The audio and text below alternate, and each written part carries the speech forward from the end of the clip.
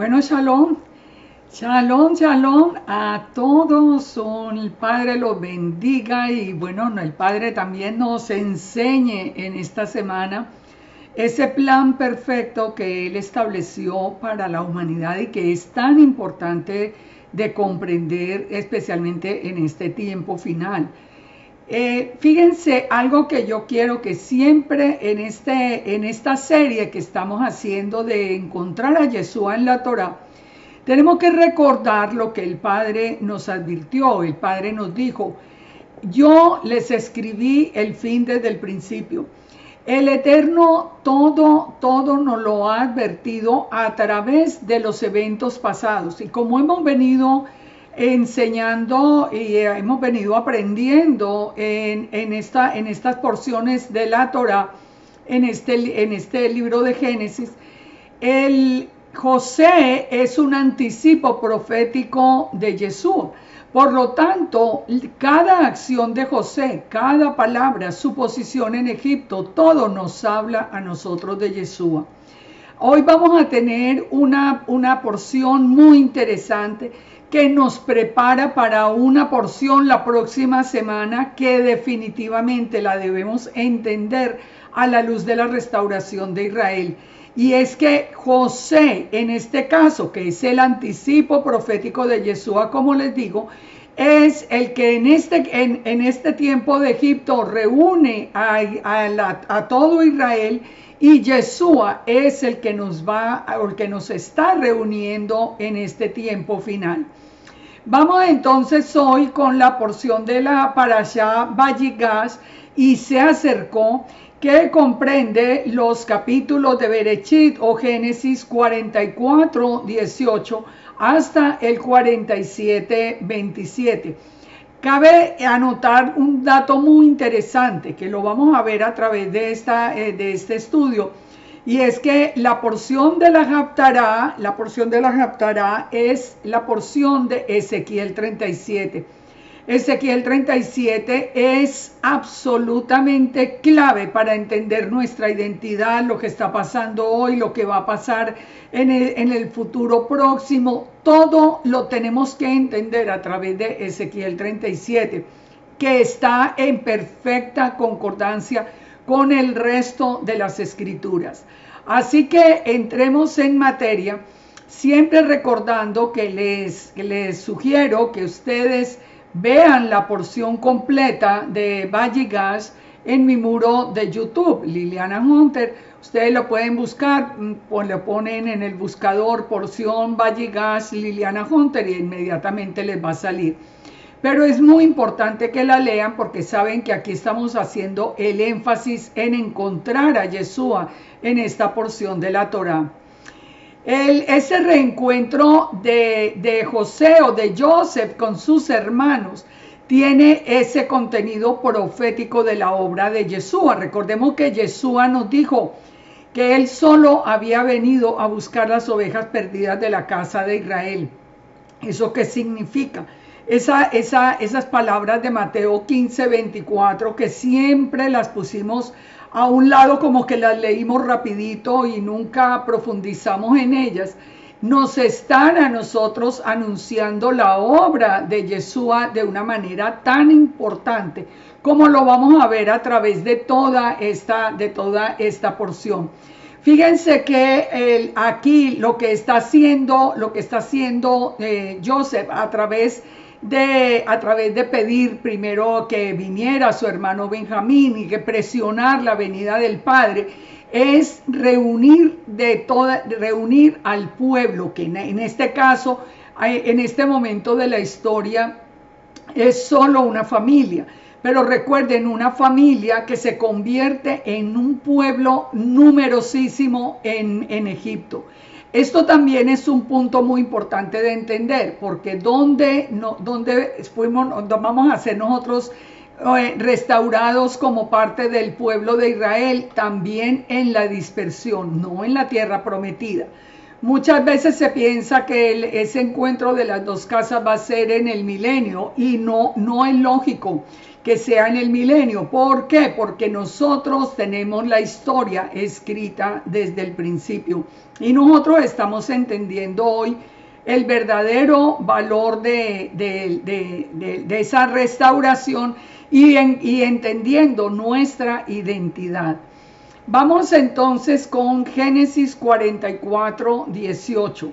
Dice que Judá se acercó a él y le dijo, se acercó a Joseph y le dijo: ay, Señor mío, te ruego que permitas que hable tu siervo una palabra en oídos de mi Señor y no se encienda tu enojo contra tu siervo, pues tú eres como Faraón. Fíjense, aquí encontramos un primer dato muy importante. Todavía Judá no sabe que Sabnat Panea, quien tiene al frente, es su hermano Joseph. Todavía Joseph no se ha dado a conocer. Recuerden que no lo pueden reconocer por su vestimenta, por su lenguaje, por su nombre. Exactamente igual a lo que ha pasado con Yeshua. Jesús, un nombre griego, las vestimentas romanas, Yeshua o Jesús sin Torah. Todo esto hace que muchos no lo puedan reconocer como ese hermano que un día va a ser revelado a toda la casa de Judá. Aquí es el mismo Judá el que le dice: tú eres como Faraón. Fíjense, cuando nosotros estudiamos, y esto es muy interesante, cuando nosotros estudiamos el Targum Onkelos, recuerden que el Targum es la versión aramea de la Torá. En esa versión encontramos que nos dice que cuando le dice tú eres como Faraón, Camoja, Cafaro, sugiere igualdad y una autoridad compartida. Esto es muy importante. Estos son datos que son muy interesantes, sobre todo viniendo de una versión, digamos, que solo la ha manejado la casa de Judá. No estamos hablando de un libro cristiano, ni de comentarios cristianos, ni nada. Eso es muy importante, perdón, porque nosotros sabemos que Yeshua recibió del Padre toda autoridad en los cielos y en la tierra, que Yeshua tiene los 7 espíritus del Padre. Es decir, que Yeshua es el Eterno, es como el Eterno y tiene la misma autoridad porque el Eterno delegó toda la autoridad en Yeshua. Exactamente como Faraón acá delegó su autoridad en Sabnat Panea o en Joseph, que nosotros sí sabemos. Fíjense que cuando leemos Juan 14:9 nos dice: Yeshua les dijo: tanto tiempo hace que estoy con vosotros y no me has conocido, Felipe. El que me ha visto a mí, ha visto al Padre.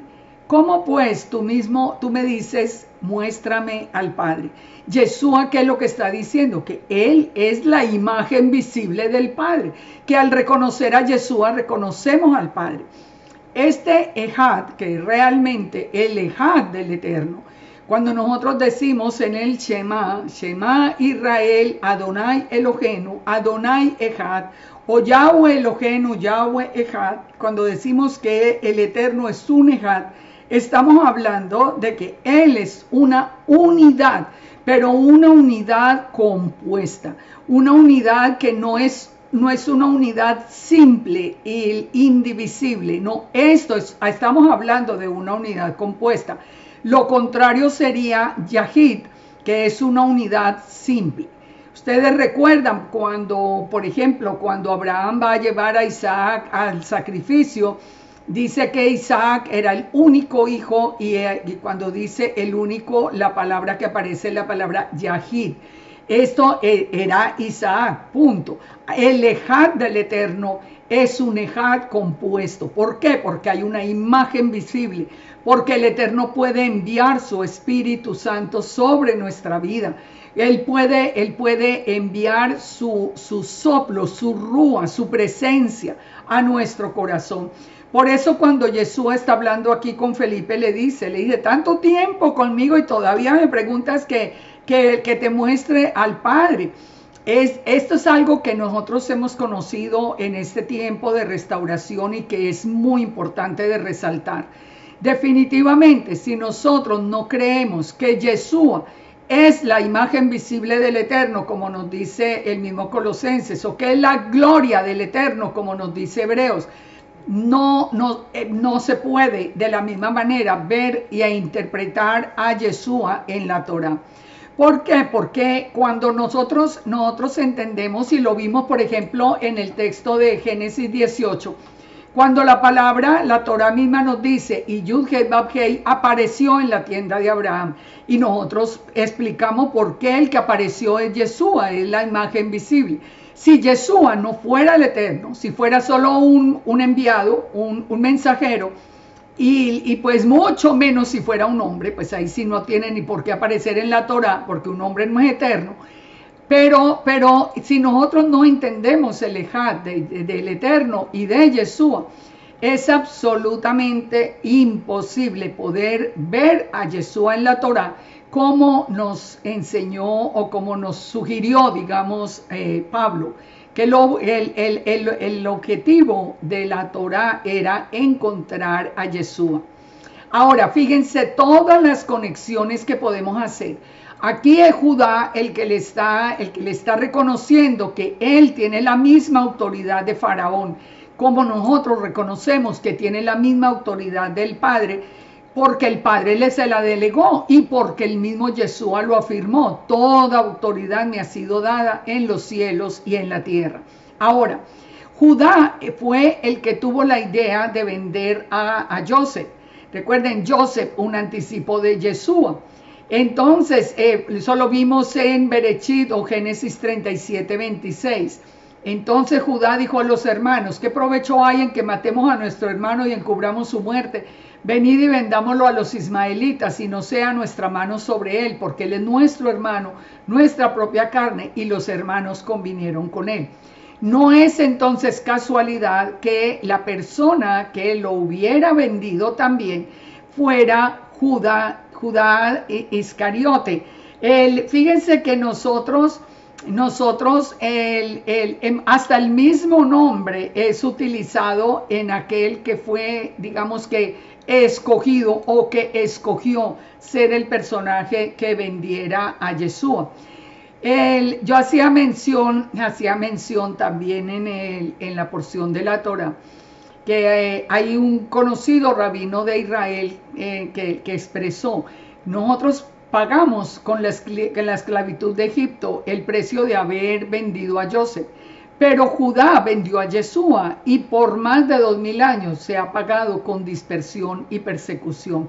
Esto de verdad, y no es una persona que crea pues en Yeshua, pero de todas maneras, tiene que tener la revelación porque conoce la Torá, porque conoce la historia y ve la similitud y la concordancia que hay entre todos estos textos. Fíjese que Judas lo vendió por 30 monedas de plata.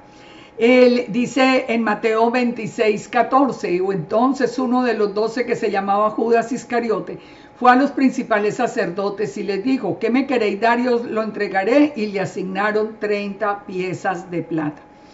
Todo esto nos hace a nosotros entender el paralelo entre las dos historias. El paralelo es impresionante. Ahora, podemos unir estos dos textos, el de la autoridad, el de ser como Faraón, el de tener la misma autoridad de Faraón, el de ser vendido por el mismo Judá, cuando nosotros vemos proféticamente lo que va a ocurrir de acuerdo a Zacarías 12:10, que dice, derramaré sobre la casa de David y los moradores de Jerusalén. ¿Quién es la casa de David y los moradores de Jerusalén? En la casa de Judá. Dice, derramaré espíritu de gracia y de oración y mirarán a mí, Aleptab, dice el Eterno, a quien traspasaron. El que está hablando es el Eterno, mirarán a mí, al que traspasaron.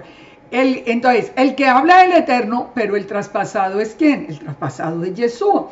Entonces dice, llorarán como se llora por el hijo unigénito, afligiéndose como se aflige por el primogénito. Aquí vemos nosotros a Judá afligido por él, reconociendo y sabiendo que él fue el que propuso vender a su hermano. Pero aquí también vemos que se van a afligir cuando ellos entiendan quién y tengan la revelación de Yeshua, cuando ellos finalmente reconozcan que de verdad vendieron a Yeshua. Ahora, fíjese, es muy importante cuando nosotros seguimos leyendo el texto de Zacarías 12:10, que le encontramos en el capítulo 13, que le preguntan, ¿qué heridas son esas en tus manos? Y él responderá, fui herido en la casa de mis amigos. Por eso dice que llorarán como se llora por el hijo unigénito, y se aflige como se afligen por el primogénito. O sea, todo lo que fue será, no hay nada nuevo debajo del sol. Esto nos tiene a nosotros que fortalecer nuestra fe en Yeshua. Nosotros no tenemos un evangelio por allá inventado, como mucha gente dice, que no, que se lo inventaron no sé en qué año, y le inventan el año, y le inventan todas las cosas que nadie sabe. Finalmente, son unas escrituras que bajo el poder del Eterno han estado en nuestras manos hasta el día de hoy. Todas esas fechas ustedes las pueden ver, que ustedes lo ven desde diferentes personas, las fechas son diferentes, los autores son distintos. Todo el que quiere acabar con la veracidad de la escritura le pone algo de su propio corazón. Si en algo nosotros no podemos confiar definitivamente, y hoy lo sabemos con mayor razón, es en la historia. Pero ¿en qué podemos confiar? En que no es una coincidencia que nosotros tengamos una palabra profética que se ha cumplido de manera exacta y literal. Así que no importa ni en qué año, ni quién la escribió, ni cómo, ni qué se hizo, ni quién la canonizó, ni nada de esas cosas. El punto es que nosotros tenemos una palabra revelada y una palabra segura. Volvamos a Berechido, a Génesis 45. Ahora Joseph se revela a sus hermanos. ¿Qué acabamos de ver? Que en Zacarías 12, cuando el Eterno se revela como Yeshua, como el traspasado a Judá, dice literalmente que llorarán, y como se llora por el hijo unigénito, se afligirán. ¿Qué fue lo que pasó aquí cuando retrocedemos en la historia y encontramos esta revelación de Joseph? Génesis 45:1. No podía ya Joseph contenerse delante de todos los que estaban al lado suyo, y clamó: haced salir de mi presencia a todos. Y no quedó nadie con él al darse a conocer José a sus hermanos. Entonces se dio a llorar a gritos, y oyeron los egipcios, y oyó también la casa de Faraón. Fíjense, esto es un encuentro muy emocionante, tan emocionante como va a ser el encuentro final. El encuentro de nosotros, la casa de Israel, con la casa de Judá. ¿Cómo sabemos esto? Lo sabemos por la misma profecía. Por ejemplo, en el Salmo 118:15, cuando nos dice: voz de júbilo y de salvación hay en las tiendas de los justos, la diestra de Yahweh hace proeza. La diestra de Yahweh, ¿quién es? El Yeshua. ¿Quién es el que ha venido? La diestra de Yahweh es el que ha venido a ser cabeza del ángulo. Todo, cuando nosotros seguimos leyendo todo el Salmo, nosotros encontramos que además esa diestra de Yahweh es la piedra que desecharon los edificadores, pero que de parte de Yahweh viene todo esto, y es cosa maravillosa. Y dice: y este es el día que hizo Yahweh, el día de ese encuentro con él, cuando nos gozaremos y nos alegraremos en él. Ustedes recuerdan, dice en la palabra, que hasta los árboles del campo aplaudirán cuando nosotros regresemos a Sion, unidos en un solo pueblo, bajo la dirección de Yeshua. Esto realmente es que cuando uno entiende el tema de las dos casas, se fortalece de tal manera la fe en Yeshua, porque nosotros sabemos que la casa de Judá va a conocer a Yeshua antes del final, y nosotros que conocíamos a Yeshua vamos a conocer la Torá. Así que en la mano de Yeshua vamos a ser reunidos de nuevo.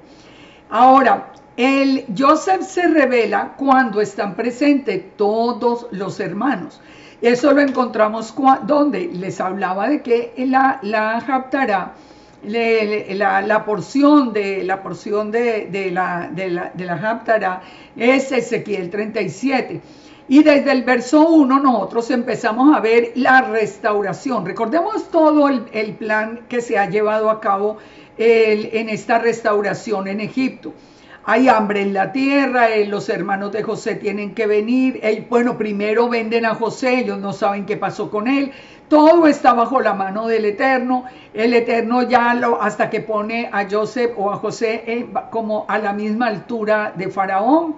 Y ya vienen los hermanos buscando comida por la hambruna que hay. Todo el proceso, ellos deben volver, ellos deben traer al hermano, después deben traer al padre. O sea, es todo un proceso como de restauración el que se ha venido hasta este momento cuando ya están todos presentes.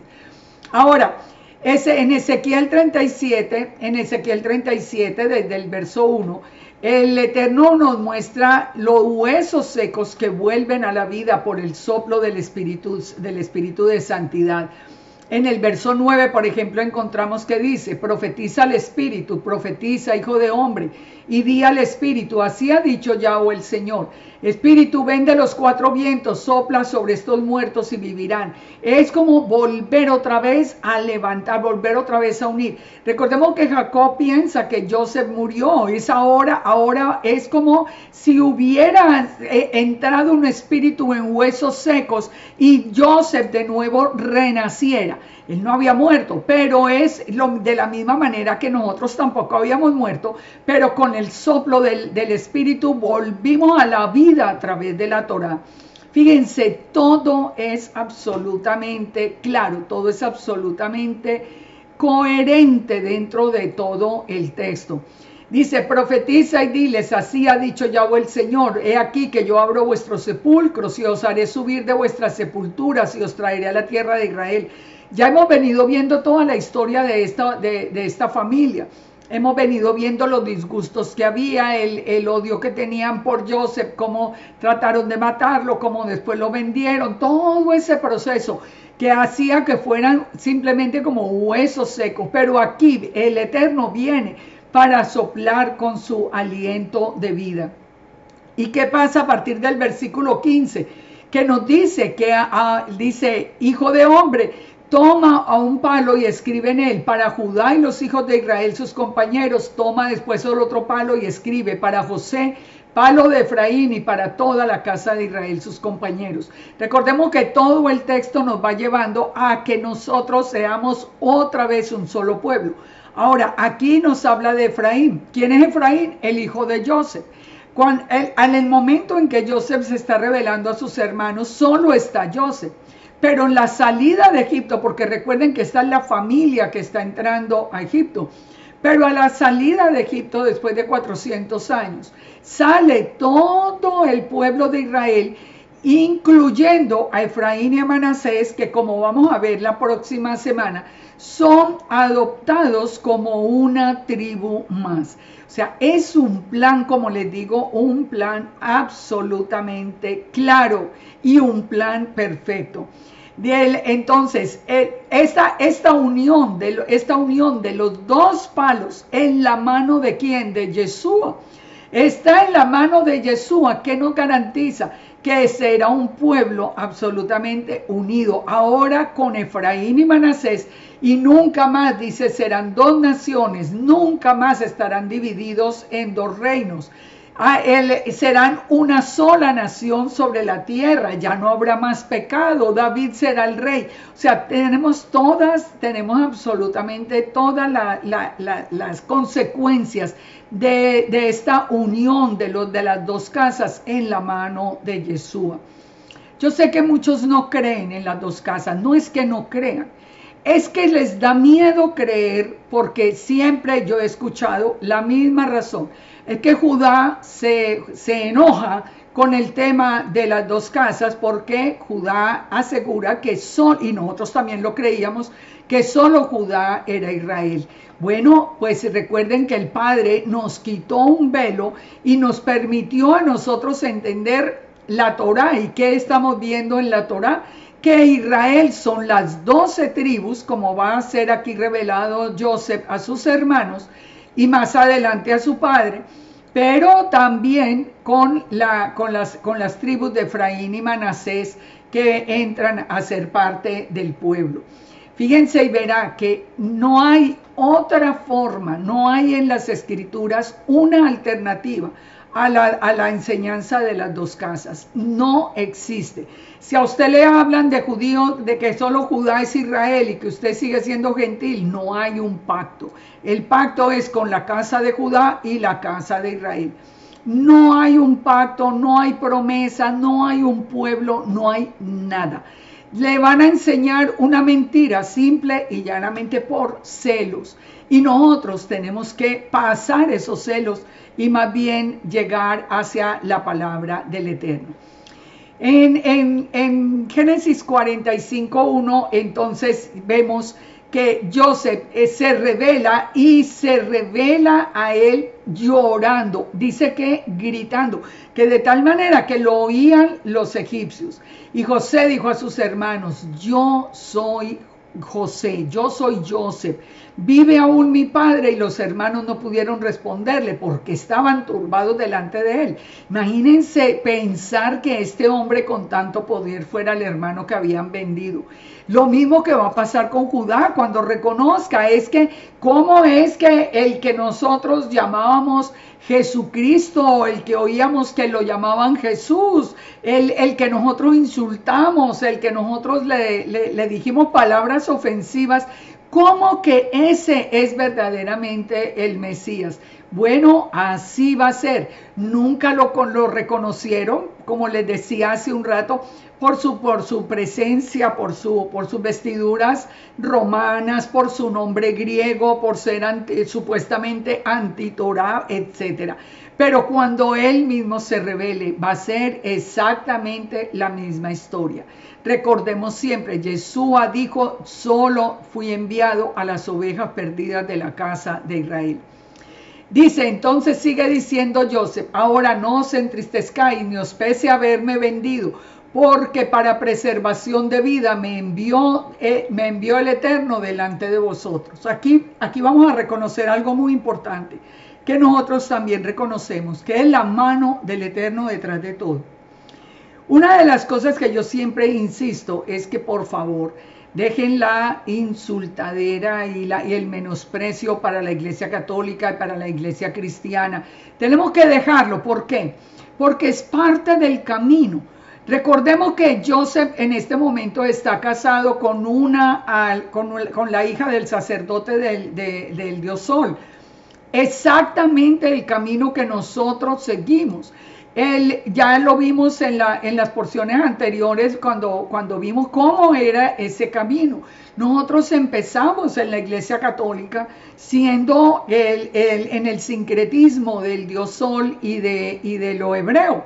Pero el Padre de ahí nos sacó a revelarnos en la Iglesia Cristiana las Escrituras y nos dio la presencia del Espíritu Santo. Y ahora nos quitó el velo como Él había prometido y nos está revelando la Torá. Todo esto era ¿para qué? Para que la simiente de Abraham llegara hasta lo último de la tierra. ¿Por qué toda la casa de Israel tenía que volverse gentil? Para que se multiplicara y se fuera por toda la tierra como pueblo gentil, desconociendo su origen hebreo. Ahora, en este momento, ya el Eterno, que tiene ese plan perfecto, que tiene él había hecho la promesa de Israel como un pueblo a perpetuidad, mientras existan el cielo y la tierra. Entonces, ¿cómo lo preservó? Lo preservó de esa manera, volviéndonos gentiles y nosotros sin saber, conociendo a Yeshua, y una vez que ya hubiera ido por toda la tierra el mensaje, y ya los que teníamos que responder a Yeshua o a Jesús en ese entonces, hubiéramos respondido, ahora sí nos va a reunir a todos, exactamente como está escrito aquí en este texto de Berechit. Para preservación de vida me envió el Eterno delante de vosotros. Yeshua también se fue a los gentiles, pero se vino a buscarnos. Y una vez que nos encontró, una vez que nos afianzó allí como congregación, nos reveló la Torá. ¿Dónde lo encontramos? Lo encontramos en Romanos 11. Israel es el pueblo para siempre. El Eterno ha guardado el remanente de Israel. Por la desobediencia, el Padre puso confusión y un velo en nuestros ojos. Ustedes pueden leer todas esas citas y podemos entender que en el plan del Padre estaba que ni conociéramos la Torá ni entendiéramos nuestra identidad israelita. Así como en el plan del Padre estaba que los hermanos no reconocieran a Joseph estando ya en Egipto. Uno pensaría, bueno, pero uno no reconoce a un hermano porque tenga una vestimenta distinta. Al fin y al cabo, Joseph ya era prácticamente un adulto. Entonces, fíjense, Isaías 29:10 nos da una razón muy interesante. Dice, el Eterno derramó sobre vosotros espíritu de sueño y cerró los ojos de vuestros profetas y puso velo sobre la cabeza de los videntes. Fíjense, esto lo hace el Eterno. El Eterno puede hacer que nosotros no veamos, porque nunca vimos la Torá. Porque nunca. Mire, les digo, yo no sé cuántos institutos bíblicos hice yo durante todo ese mundo de años. Más de 40 años estudie. ¿Por qué ni las personas con el mejor corazón, con más sabiduría, por qué no la podían ver? Porque el Eterno había derramado ese espíritu de sueño, había puesto ese velo frente a nuestros ojos. Así que cuando nosotros leemos Romanos 11, hoy podemos entender que se tenía que cumplir el tiempo de los gentiles. ¿Y cuándo vamos a encontrar el tiempo de la plenitud de los gentiles? En la próxima parashá. Esto es lo hermoso. Nosotros ahora nos estamos preparando para conocer qué significa esa expresión de la plenitud de los gentiles cuando estudiemos la próxima parashá. Entonces allí todo lo vamos a comprender. Todo Israel sería salvo cuando se cumpliera el tiempo de los gentiles. Cuando se cumplió en nuestro tiempo, ¿qué vimos? Vimos a Efraín y a Manasés. Y lo vimos, y muchos nos miran con desprecio y nos dicen, ay, ustedes los efraimitas, y les parece que somos como de segunda, y nosotros somos el primogénito, los que heredamos doble. Nosotros somos hijos preciosos para el Eterno. O sea, es que lo que vamos a aprender y lo que hemos estado aprendiendo en realidad es tan hermoso, porque es toda la historia de Joseph, que era el hijo preferido del padre. Así que fíjense cómo es de importante entender todo esto. Volvamos entonces a Bereshit. Dice, ya ha habido 2 años de hambre en medio de la tierra y aún quedan 5 años en los cuales no habrá arada ni siega. Recuerden, el hambre hace que empiece toda esta restauración. Nosotros estamos ahora bajo la amenaza de una hambruna mundial. ¿Qué va a pasar? ¿Cuántos se van a levantar? ¿Cuántos van a entender? Nosotros no lo sabemos, pero los planes del Padre son perfectos. Y como Joseph les está explicando, él les está explicando el plan que tenía el Eterno. Le dice, el Eterno me envió delante de vosotros para preservaros posteridad sobre la tierra y para daros vida en medio de gran liberación. Fíjense lo hermoso. Ellos pensaban que estaban haciéndole todo el mal a Joseph, pero el Eterno sabía que él estaba utilizando esto para guardar a su pueblo. Recordemos siempre cuando nos dice, no se adormecerá ni dormirá el que guarda a Israel. Así pues, dice, no me enviaste, ustedes no fueron los que me enviaron aquí, fue el Eterno, el que me ha puesto por padre de Faraón y por señor de toda su casa y por gobernador de la tierra de Egipto. Aquí esta frase de padre de Faraón es muy interesante porque nos confirma la autoridad que había sido delegada igual a la autoridad de Faraón. Así que fíjense que es exactamente el paralelo con Yeshua. Aquí aparece como el padre del Faraón. ¿Qué nombre recibió Yeshua cuando nació? Fíjese, Emmanuel, que es es Yahweh con nosotros. Y también cuando en Isaías 9:6, cuando nos dice que recibirá el nombre de Pelé Yoetz, que es algo milagroso que tiene que suceder, el Gibor, que es el Elohim fuerte, y recibe el nombre de Padre Eterno. ¿Se dan cuenta del paralelo? Joseph es como padre de Faraón, Yeshua recibe el nombre del Padre Eterno. Esto no es coincidencia, esto no es un error de traducción, esto es la obra de un Elohim todopoderoso, que es nuestro Elohim y nuestro Padre. Dice entonces, daos prisa, ir a mi padre y decirle, tu hijo José, así dice José, el Eterno me ha puesto por señor de todo Egipto, ven y no te detengas. Ahora manda por el Padre. Y dice, y habitarás en la tierra de Gosén, y estarás cerca de mí, tú y tus hijos, y los hijos de tus hijos, tus ganados, tus vacas y todo lo que tienen, y allí te alimentaré, pues aún quedan 5 años de hambre, para que no perezcas de pobreza tú y tu casa. Recuerden, el Eterno es nuestro proveedor. Fíjense cómo todo el plan era perfecto. El plan era habitar en medio de Egipto, no, en Egipto, pero en la tierra de Gosén, apartados, en un lugar apartado, pero en un lugar que le permitía a Joseph, con la autoridad que tenía, ser la provisión para Israel en los años que quedaban de hambruna. ¿Saben una cosa? Cuando nosotros reconocemos nuestra identidad israelita, tenemos que confiar absolutamente en la provisión del Padre, en ese cuidado y en ese cumplimiento de sus promesas. Porque definitivamente, así como cumplió en el pasado, así va a ser exactamente en este tiempo. Fíjense que él lleva, José dice que va a apartar un lugar en Gosén. También en Apocalipsis 12 nos dice que el Eterno tiene preparado para el remanente de Israel un lugar en el desierto donde será sustentado por 1260 días, por 3 años y medio.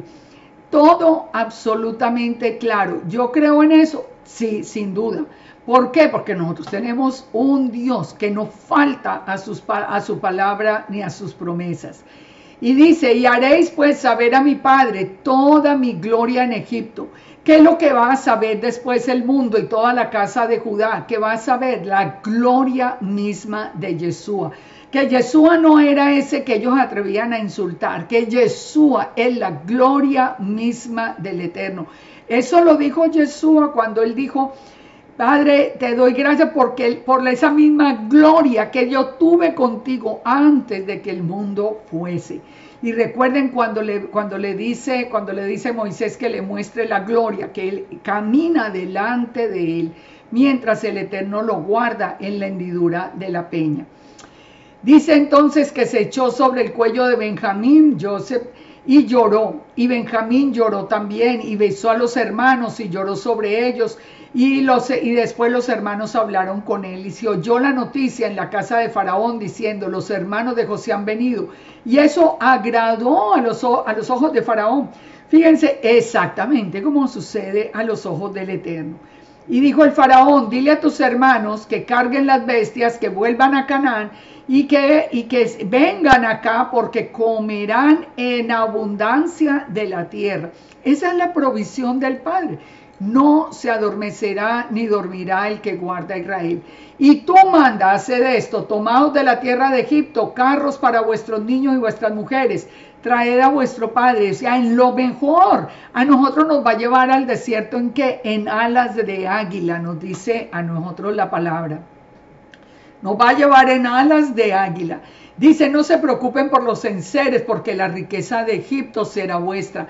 Y así lo hicieron los hijos de Israel, y José les dio carros, conforme a la orden de Faraón. Pero saben una cosa muy interesante, que en el Targum nos dice, que conforme a la orden que la membra de Yahweh le dio a Faraón. O sea, fue el mismo Yeshua el que pone en el corazón de Faraón hacer que Faraón traiga a la familia de José en esta forma. Es que es maravilloso. ¿Ustedes creen que nosotros podemos vivir sin Yeshua? Yo francamente les digo que yo no puedo entender a los que se van detrás de la enseñanza de que Yeshua es un hombre cualquiera, común y corriente. ¿Qué tiene de especial? ¿Cómo puede cumplir con cada una de las profecías, de las cosas? ¿Cómo pueden hacer eso? ¿Cómo pueden sacar a Yeshua de sus vidas? Sabiendo que nosotros desde el principio entendíamos que Él era esa imagen visible del Elohim invisible. Pero dice entonces que le dio mudas de vestidos y 300 piezas de plata y 5 mudas de vestido. ¿Y qué le envió a Jacob? Le envió 10 asnos cargados con lo mejor de Egipto y 10 asnas cargadas con trigo, pan y comida para el camino. Esto es muy significativo. ¿Qué fue lo que le mandó? ¿Por qué el número 10? Las tribus del norte, la casa de Israel. Recuerden que la casa de Israel nace ahí en Egipto y nace con los hijos de José precisamente. ¿Y por qué los manda con asnos? ¿Por qué 10 asnos? Porque recordemos que Efraín nos dice la palabra en Oseas 8:9, que es como un asno salvaje. Por eso Yeshua entra montado en un asno, o sea, como con la autoridad sobre la casa de Israel. Y despidió a los hermanos y se fueron. Y les dijo Joseph, no se vayan a poner a pelear en el camino. O sea, de verdad que los conocía muy bien. Ya sabía que no pueden vivir sin discutir. Bueno, yo creo que hasta hoy nos queda esa mala costumbre. Que la tenemos que empezar a dejar. De tanta riña y de tanta cosa entre nosotros. Pongámonos de acuerdo, tenemos un Padre bueno que nos ama. Y subieron de Egipto y llegaron a la tierra de Canaán a Jacob y le dieron las nuevas diciéndole que José vivía. Entonces dice Israel, fíjense, aquí es muy importante. Ellos van hasta Jacob y le dicen que José vive, pero el que responde es Israel. ¿Qué vimos en los anteriores, en las porciones anteriores? Que cuando se refiere a Jacob, que es en la parte personal, de él como persona, se lo llama Jacob, pero cuando es en el ámbito profético, se llama Israel. Por eso Israel dice, basta, José mi hijo vive todavía. Es como si hoy la casa de Judá dijera, oiga, la casa de Israel está viva y se está levantando. Hasta hoy nos dice, no, la casa de Israel ya había llegado, cuando Yeshua vino ya estaba reunida después de Babilonia. Mentira, mentira. Entonces si eso fuera verdad, entonces Yeshua no puede ser el eterno, porque como no iba a saber, se iba a poner a buscar los que ya estaban ahí encontrados. Eso no tiene ningún sentido, pero de todas maneras, la relación profética es abundante y es muy interesante. En Berechit 46 viene la promesa. Dice que Israel salió con todo lo que tenía. Aquí también proféticamente, aquí está hablando de Jacob y nos dice que salió con todo lo que tenía. ¿Y a dónde fue? A Beerseba. Y ofreció sacrificios al Dios de su padre Isaac. Y habló el Eterno a Israel en visiones de noche y le dijo Jacob, y él respondió, heme aquí, le dijo, yo soy el Dios de tu padre, no temas descender a Egipto, porque allí yo haré de ti una gran nación, yo descenderé contigo a Egipto y también te haré volver, y la mano de José cerrará tus ojos. Y Jacob recibió la noticia de que Joseph vivía y ahora lo llamaba desde Egipto. Fíjense la fidelidad del padre, cómo viene, y en Beerseba, ¿por qué en Beerseba? Recuerden, hay muchas razones para que fuera hasta Beerseba, pero aquí lo más importante es la promesa que le está dando. No temas ir a Egipto, yo estaré contigo. Una promesa que nosotros no podemos olvidar en estos tiempos finales, porque nosotros vamos a empezar, digamos, o estamos viviendo el principio de todo ese tiempo terrible de Egipto. pero siempre recordemos que el Padre nos da un lugar especial y que el Padre nunca dejará de guardarnos mientras nosotros ofrezcamos, como lo está haciendo aquí Jacob, sacrificio al Eterno. ¿Sacrificio de qué? De obediencia, sacrificio de alabanza, sacrificio de adoración. Cuando nosotros nos rendimos delante del Todopoderoso, Él desciende con nosotros. Él está con nosotros en Egipto, Él nos guarda y Él nos provee. Ahora, fíjense, es muy importante entender qué pasaba en Berseba, porque esos sitios donde va a hacer los sacrificios no vienen así nomás. Recuerden que Berseba era como el límite de Israel. ¿Dónde lo encontramos? Por ejemplo, en 2 de Samuel, cuando nos dice que confirmó el trono de David sobre Israel y sobre Judá, desde Dan hasta Berseba. O sea, los límites norte y sur eran como Dan y Berseba. Lo mismo está en Jueces 21. En Berseba se hizo todo entendemos allí una cosa muy importante, porque en Berseba fue donde se hacen las promesas y se hallan los pozos del agua viva. Pero recordemos que aún desde Isaac y ahora con Jacob, los filisteos, después de la muerte de Abraham, habían cerrado los pozos de agua viva que se habían abierto. En vida de Isaac, por ejemplo, recordamos que en Génesis 26 dice que la historia nos muestra que Isaac abrió los pozos que habían sido cerrados por los filisteos y les colocó los nombres por los cuales Abraham los había llamado. Y esas aguas eran aguas vivas. ¿Qué tiene que ver con nosotros? Porque nosotros tenemos muchos filisteos al lado cerrándonos los pozos de agua viva. El que viene a decirnos que Jesús es solo un hombre, que es un hijo de José, ese es un filisteo cerrando la fuente de agua viva. Porque un hombre cualquiera no puede ser ni el maná que bajó del cielo, ni puede ser la fuente de agua viva, ni puede ser la luz del mundo, ni puede ser el Salvador, ni el Redentor, ni nada. Esos son filisteos que vienen a cerrarnos los pozos de agua viva. Y esos son ¿cuál es la labor nuestra? Abrir esos pozos, regresar a la palabra y encontrar nosotros la verdadera fuente de agua viva. Dice la palabra que 2 males, nos dice en Jeremías 2:13, 2 males, dice el Eterno, ha hecho mi pueblo. Me dejaron a mí fuente de agua viva y cavaron para sí cisternas rotas, sí que no retienen agua. Todo el que se va a estudiar en el Talmud y todas las enseñanzas de hombres y deja la Torá y deja las escrituras, él está dejando la fuente de agua viva por irse a buscar cisternas rotas que no retienen agua. Y la prueba de que no retienen el agua es ver la condición de hoy de Judá, cuando tenemos más de un 80% ateos, cuando están declarándose ellos mismos como dioses. Nosotros vemos que son realmente cisternas rotas, que van a ser restaurados, bendito el Padre. Tenemos que seguir orando por eso, pero irse uno a buscar en las cisternas rotas, dejar el agua viva para buscar en las cisternas rotas, de verdad que yo nunca puedo entender a la gente que hace esto. Volviendo entonces a Génesis 46, nosotros vemos que vuelven al sitio de la bendición, de la promesa de las aguas vivas. Esas naciones van a venir a Egipto a formar toda esa familia, va a venir a Egipto a formar la nación de Israel. Habló Elohim a Israel en visión de la noche y le dijo: soy el Dios de tus padres, no temas descender a Egipto.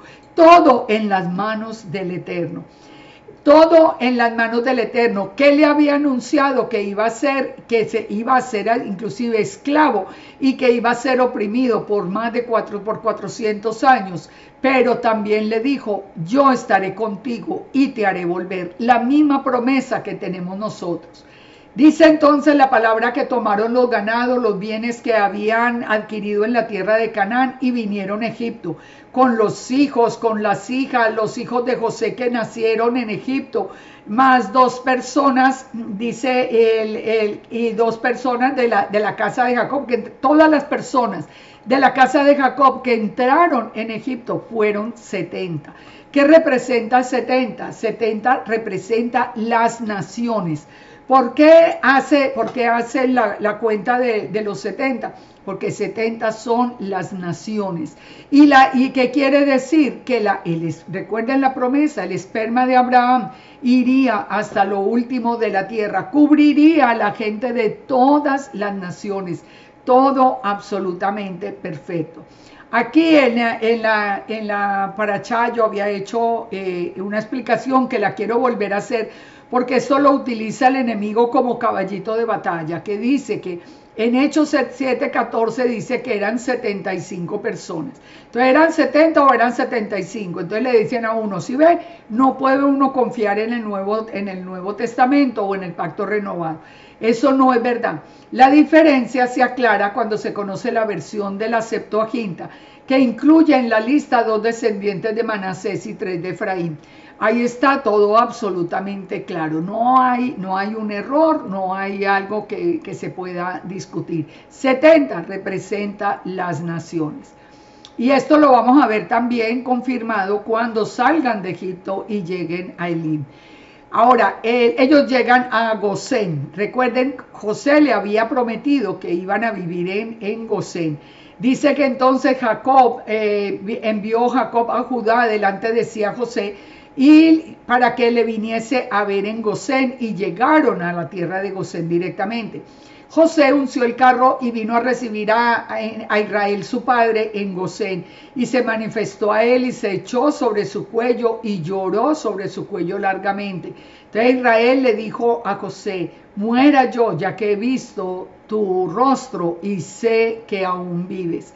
Fíjense todo este encuentro tan emocionante. ¿Por qué en Gosén?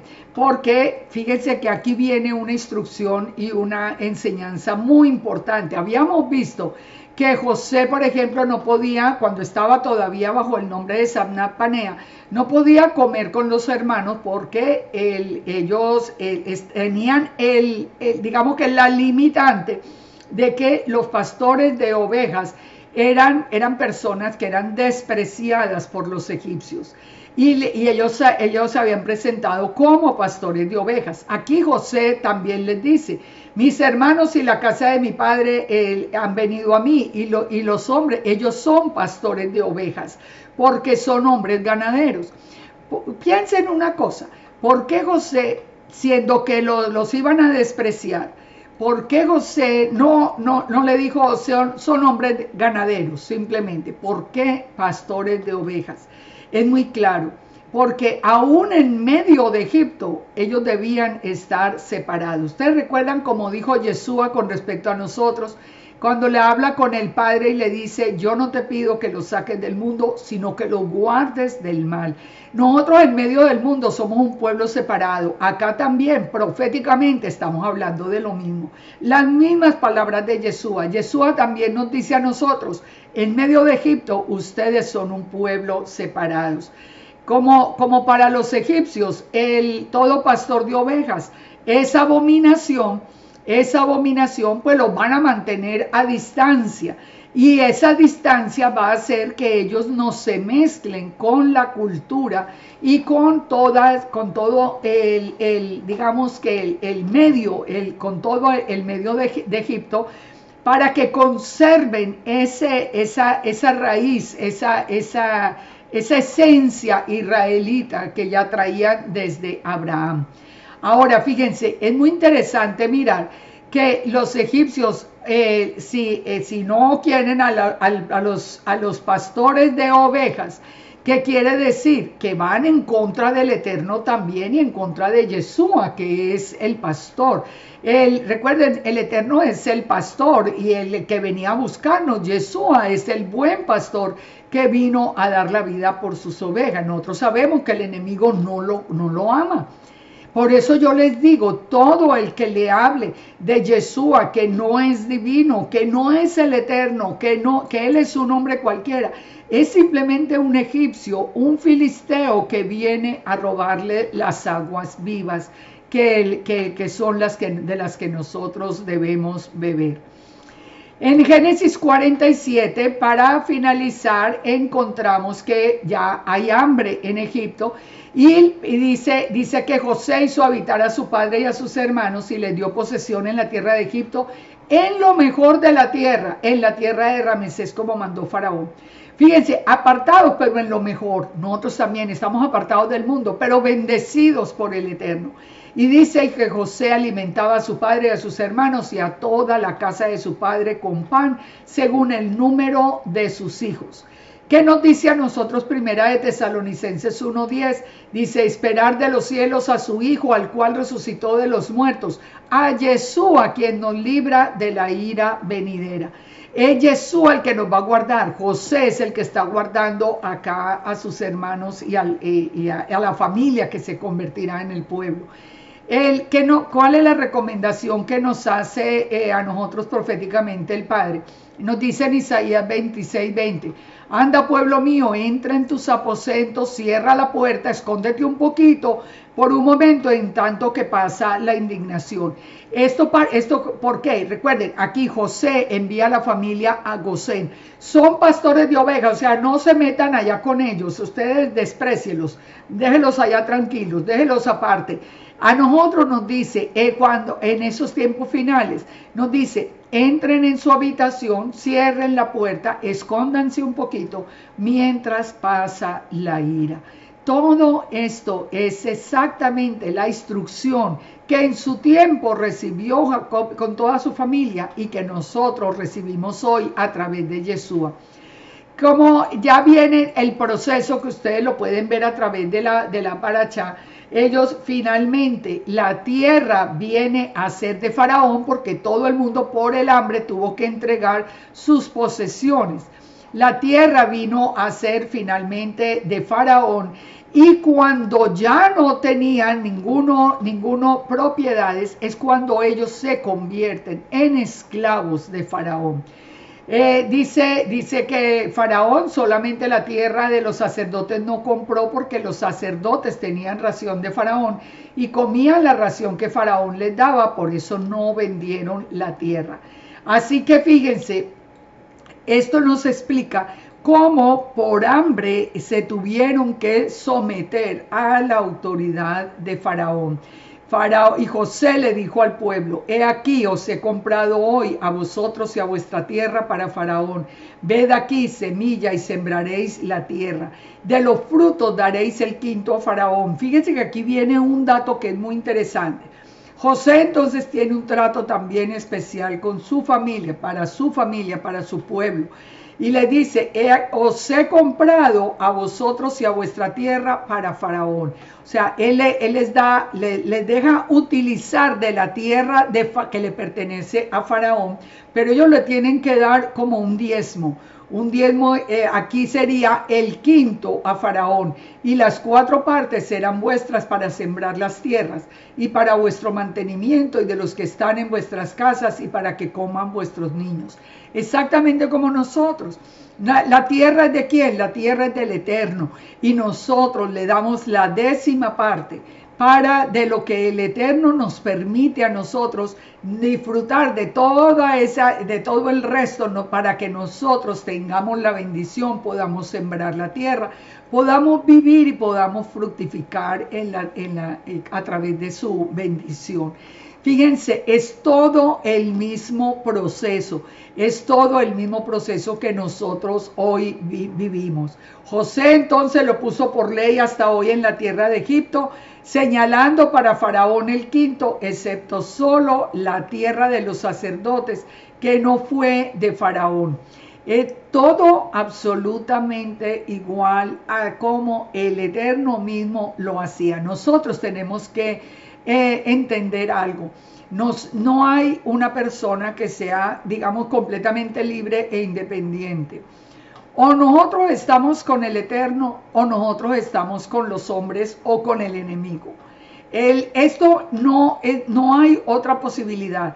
Cuando nosotros escogemos estar con el Eterno, nosotros reconocemos que Él es el dueño de la tierra, porque Él dijo, la tierra es mía, pero nosotros le retribuimos de lo que Él nos ha permitido disfrutar, y con esa retribución nosotros tenemos la bendición de disfrutar de la provisión y de aún en tiempos de escasez.